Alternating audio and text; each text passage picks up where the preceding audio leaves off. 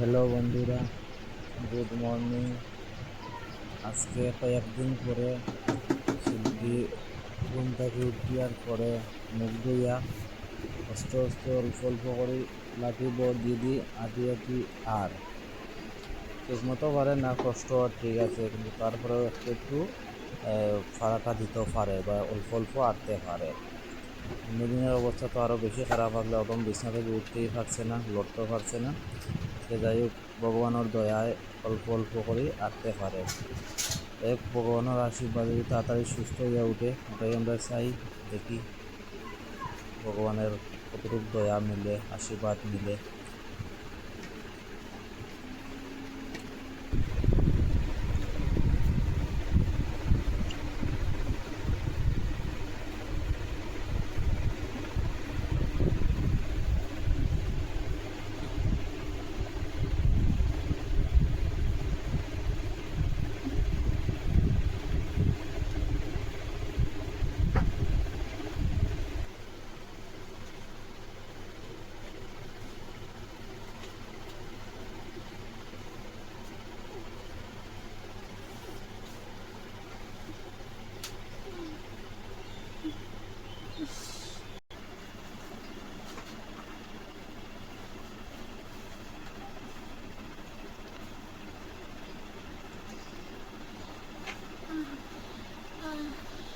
ও ও মা